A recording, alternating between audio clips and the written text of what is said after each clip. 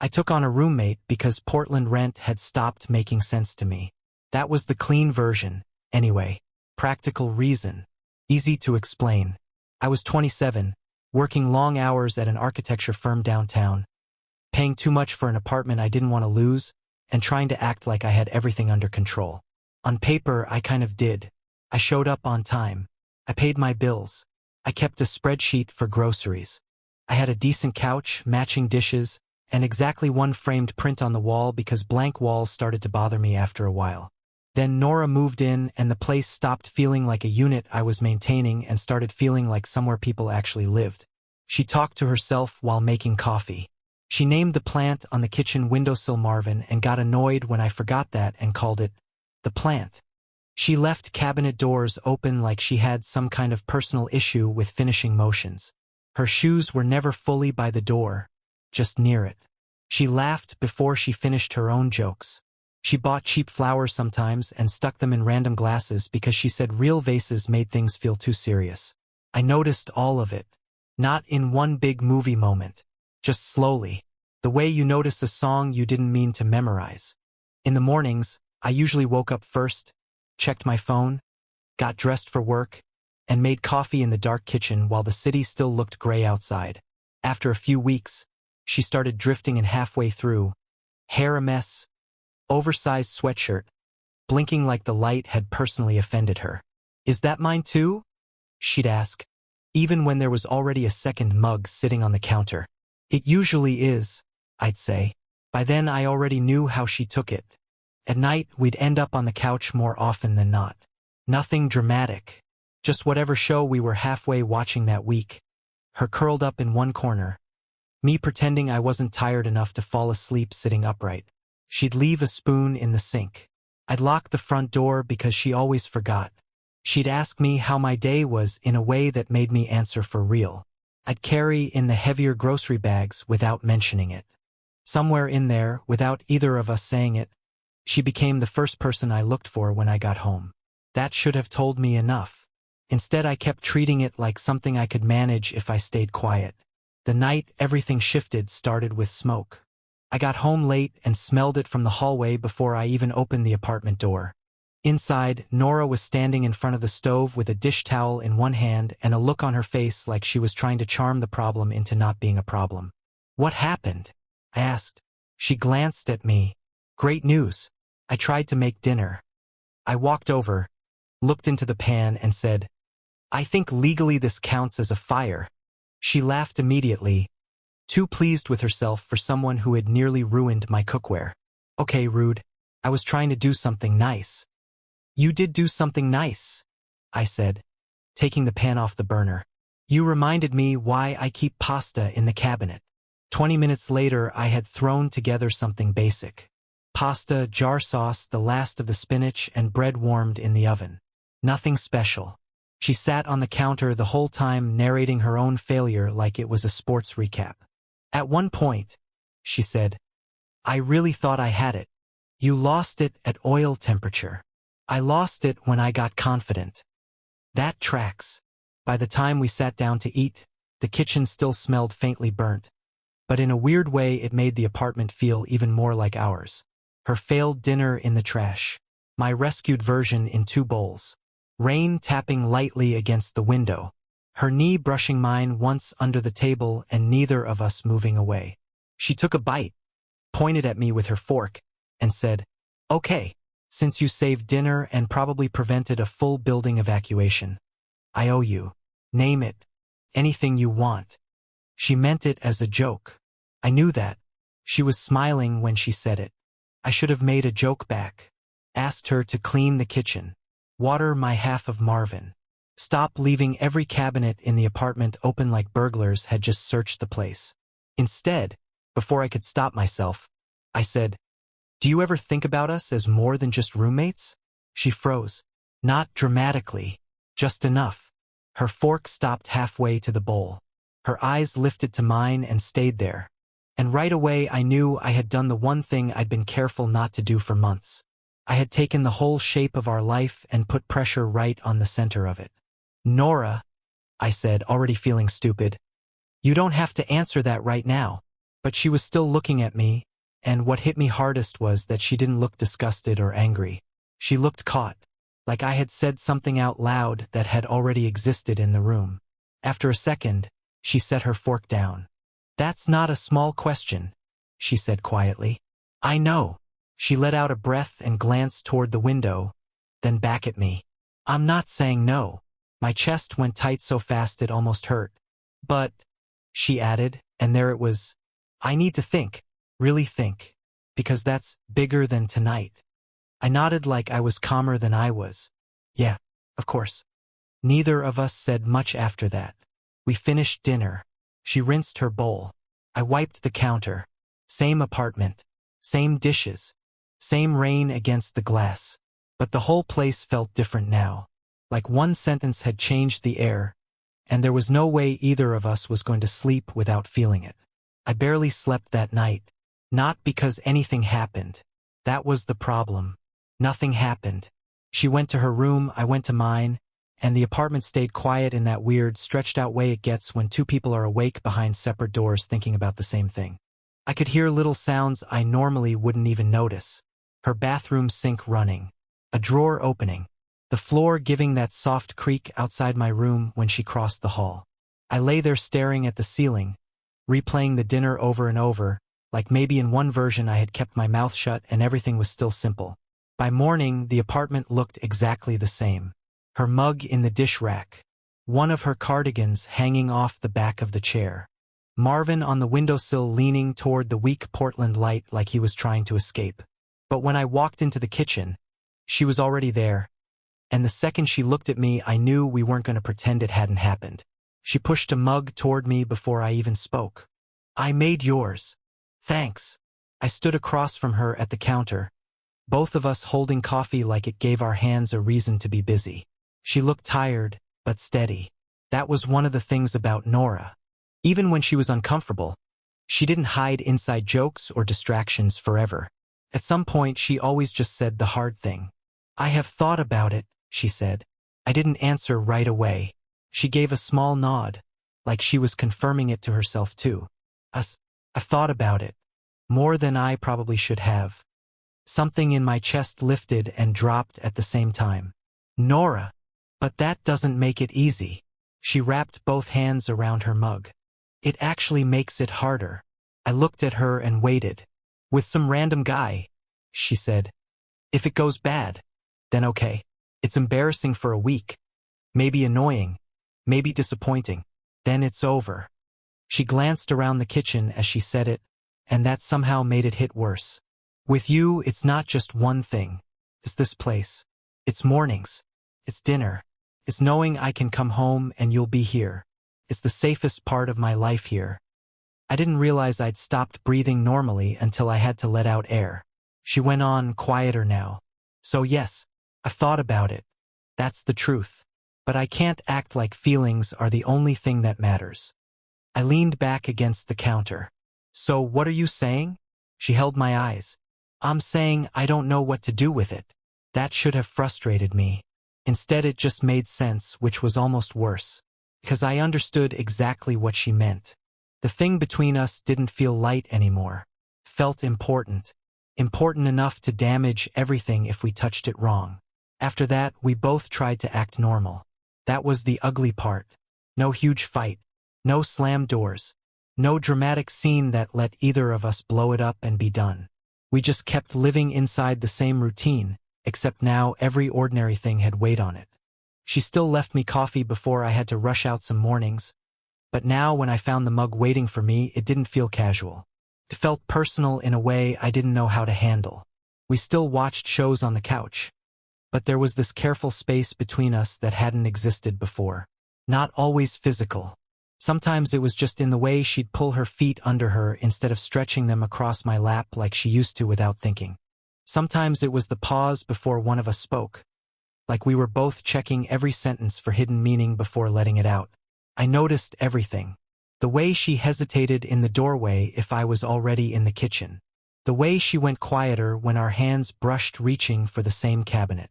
The way she'd look at me sometimes like she wanted me to say something clear and final, and then look away when I didn't. That was the part one hate admitting now. I still didn't choose. Not really.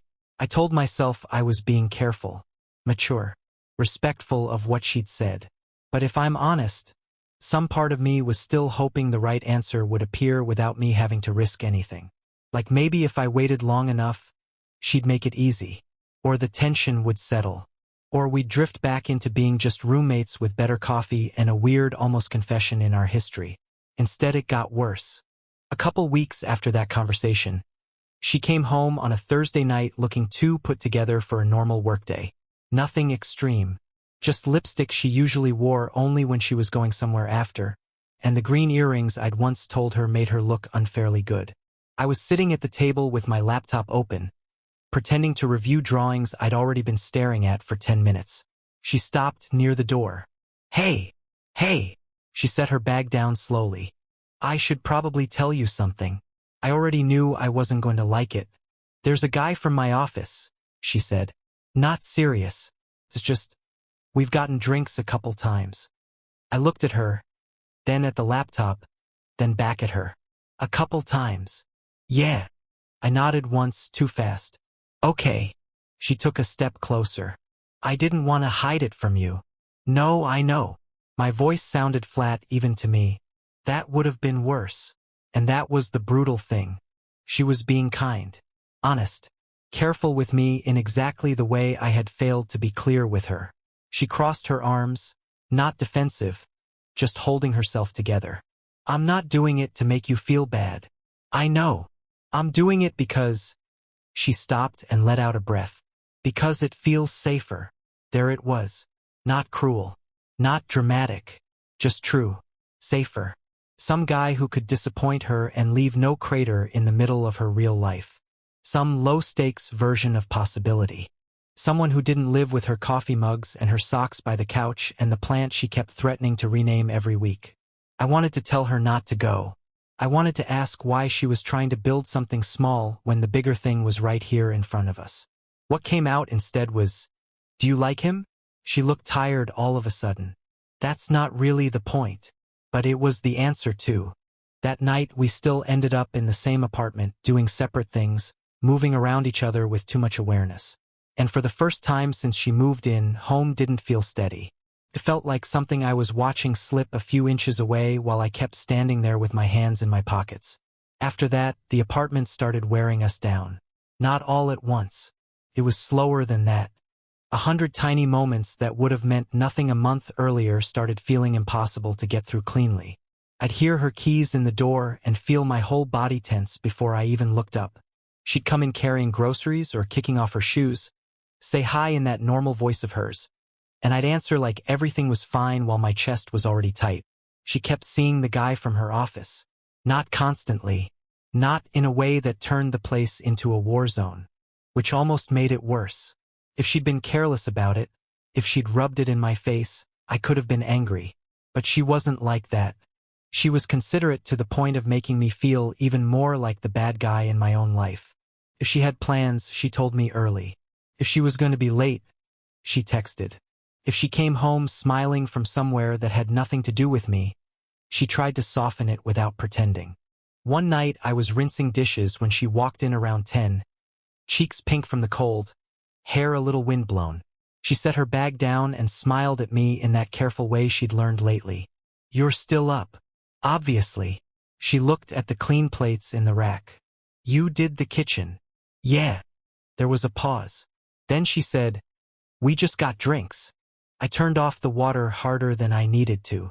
You don't have to give me a report. I know. She leaned against the counter across from me. I'm trying not to be cruel. That got me to look at her. She looked tired. Not guilty exactly. Just tired of every sentence between us needing to be handled like glass. I dried my hands on a towel. Why him? She blinked once. What? Why is he easier? For a second she didn't answer. Then she pushed away from the counter and folded her arms. Not defensive, just bracing. Because if he disappoints me, she said, my life still stays where it is. I stared at her. She kept going, and I could tell she'd had this speech in her head for a while. If he turns out boring or selfish or just not right for me, then that sucks and I move on. I don't lose my home. I don't lose the person I come home to. I don't lose the part of my day that actually feels steady. I laughed once, but there was nothing funny in it. So I'm the dangerous option. She didn't flinch. Yes, that word landed hard because she said it without drama. Just plain. True. I looked past her toward the living room. Her blanket was still on the couch from the night before. One of her books was face down on the armrest. Marvin sat in the window like he had no idea he was part of this whole stupid situation. And what am I supposed to do with that? I asked. Her face changed a little then. Softer, sadder. Choose. Or don't. But this in-between thing is killing me. The room went quiet. I knew she was right. That was the part that made me feel the worst. I had spent weeks acting like hesitation was wisdom, like holding back was somehow protecting what we had. But all it had really done was trap both of us inside something neither of us could live in anymore. I waited too long. Ever lost someone because you were too scared to speak up? Tell me in the comments. A few days later, she told me she was looking at apartments. She said it on a Sunday morning while I was making eggs. No build-up. No speech. Just, I went to see a place in Northwest yesterday. I turned around too fast. You're moving out? She looked down at her mug. I think I need to. I set the spatula down. Because of me. Because of us, she said. Because I can't keep living in a place where every normal thing feels loaded. She looked up then, eyes clear, voice steady even though I could see what it cost her. I'm tired, Ben. I'm tired of trying to act like I can do this calmly forever. I wanted to tell her not to go. Again. I wanted to say all the right words this time, the ones that should have come weeks earlier. But wanting and doing are not the same thing, and for some reason I still couldn't make myself cross that line fully. Maybe I was scared she wouldn't believe me now. Maybe I was scared I was already too late and saying it would only make the leaving uglier. So instead I asked, "Is the place good?" She gave me the saddest little smile I think I've ever seen. It's fine. Fine. That word bothered me more than it should have. She was about to leave the life we had built down to coffee mugs and couch corners and the dumb plant on the windowsill for something fine. 2 weeks later, I was carrying one of her boxes down the stairs. That was the worst day of it. Not dramatic. Not loud. Just brutal in a quiet, organized way. She had labeled boxes in black marker. Books, kitchen, bathroom, bedroom. I wrapped plates in newspaper while she emptied drawers. We made practical comments about tape and what should go in her car first. At one point she found one of her socks under the couch and laughed under her breath. And that almost broke me more than if she'd cried. The truck was half full when I carried out Marvin. She saw me holding the plant and said, "Be careful, he's dramatic." I almost said, "Then leave him. Stay. Make this a joke. Give me one more shot." What I said was, "I know." When the last box was in, we stood by the curb with nothing left to move. The apartment upstairs was still open, empty in the places that had been hers. She looked at me for a long second. "Thank you for helping." That nearly made me angry, not at her, at myself. Because of course I helped. Of course I was the kind of man who would carefully carry out the pieces of the life he couldn't bring himself to claim. "Yeah," I said. "Of course." She nodded, got into her car, and left. I went back upstairs alone. The silence was brutal. If you're still here, subscribe. I want you to hear what happened next. The silence in that apartment was different from any silence I'd heard before. Not peaceful. Not neutral. It felt like something had been cut out of the middle of the place and every room knew it. No shoes by the door. No cardigan on the chair. No voice from the kitchen asking me useless questions while coffee brewed. Even the cabinet doors were all closed. I stood there in the middle of the living room and finally understood the simplest thing too late. I hadn't been protecting what we had. I had been slowly losing it. For the first couple weeks after Nora moved out, I kept expecting to hear her anyway. Her keys at the door around 6:30. Her voice from the kitchen asking me if coffee counted as dinner if you were in a bad mood. A cabinet closing halfway because she never really closed anything the first time. I'd come home from work, drop my bag by the chair, and for one dumb second my body would act like she was still there. Then it would remember. The apartment was cleaner without her, which turned out to be a terrible thing. Everything stayed where I left it. The counters were empty. The couch looked arranged instead of lived in. Even the air felt still. I started working later at the office because there was no reason to rush home. I ate standing over the sink more than once. I watched half an episode of something and turned it off because hearing laughter in an empty room made me feel stupid. We texted, but lightly. Too lightly. She'd send, "Hope your meeting didn't kill you." I'd send back, "Survived." Barely. I asked how the new place was once, and she said, "Good. Small but good." That word again. Good. Fine. Functional. All those words people use when they don't want to admit something important is missing. A month passed like that. Maybe a little more. Enough time for the shock to wear off and leave the truth sitting there clean in the middle of everything. I missed her in big ways, obviously. But the worst part was how much I missed all the small things I had treated like they'd always be there. The extra mug on the counter. Her talking from another room like silence was personally offensive to her. The way she'd walk into the apartment carrying too many grocery bags and still somehow open the door with her elbow. I started understanding that the loss wasn't abstract. It was daily, repetitive, domestic, which made it hit harder. I saw her again on a Saturday afternoon near the waterfront. I had gone out for a walk because the apartment was getting to me, and Portland was doing that gray-bright thing where the sky looked undecided. I was halfway down the path near the river when I spotted her ahead of me by the railing, coat buttoned, hair loose from the wind. I knew it was her before she turned around. My whole body knew. When she saw me, she stopped. Not startled exactly, just still. "Hey," she said. "Hey." For a second we just stood there looking at each other, both of us trying and failing to act like this was normal. "You look tired," she said. I laughed once. "You too. That's fair." We started walking without really deciding to, slow and side by side, hands in our pockets because neither of us seemed to know what else to do with them. We talked about easy things first. Work, Rain, her new neighborhood. Mine still technically being ours even if nobody said that part. Then there was a break in the conversation, and I could feel us both standing right at the edge of the real thing. She got there first. "I'm not seeing him anymore," she said. I looked over at her. "The guy from your office?" She nodded. "It ended a while ago." I waited. She looked out at the water. "He wasn't awful." That almost made it worse. Nothing was wrong enough to be the reason. I just kept sitting there thinking, this is so easy to walk away from. And that made me feel terrible. The wind pushed her hair across her cheek and she tucked it back. Small motion. Familiar enough to hurt. "I thought choosing the safer thing would make me calmer," she said. "But it just felt empty." I stopped walking.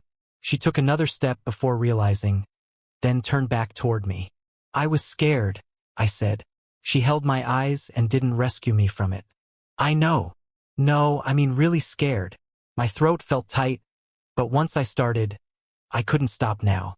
I kept telling myself I was being careful, that I was protecting what we had by not forcing it. But I wasn't. I was waiting because I was terrified that if I said it clearly and we tried and it went bad, I'd lose you.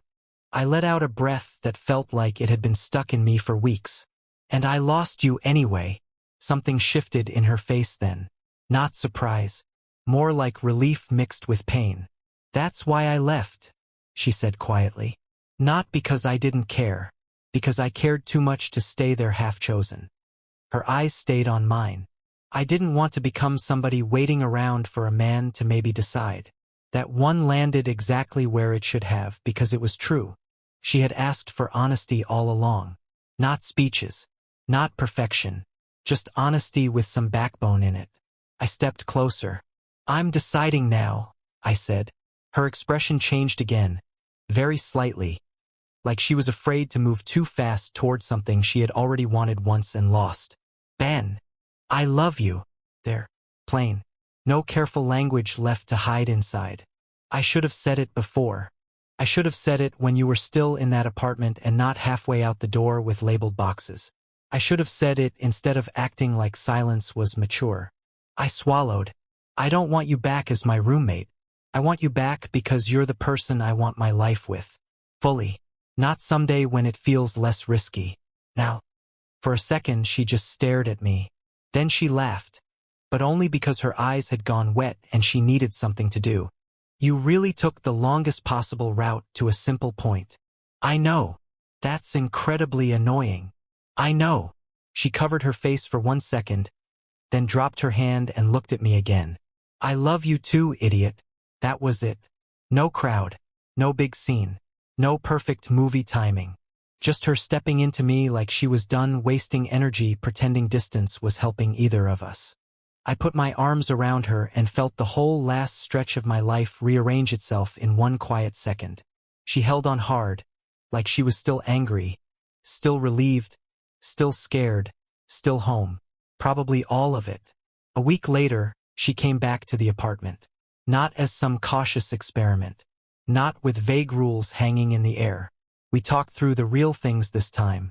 Money, space, fear. What happens when one of us is scared enough to shut down? What honesty has to sound like if we were going to do this and not hide inside politeness again? Then she carried in a box of books, dropped her keys on the counter and said, "If you ever make me move Marvin twice in 1 year, I'll ruin your life." I took the plant from her. That seems fair. The place changed again after that, but this time it didn't feel fragile. Her shoes ended up by the door, not fully lined up. One cabinet was open before noon. Her mug was beside mine on the drying rack. That first morning, I woke up early, went into the kitchen, and found her there in one of my old shirts, making coffee and talking softly to Marvin like he'd been through something. She looked over her shoulder at me. "You're staring." "Yeah," I said. She smiled. "You can get used to it."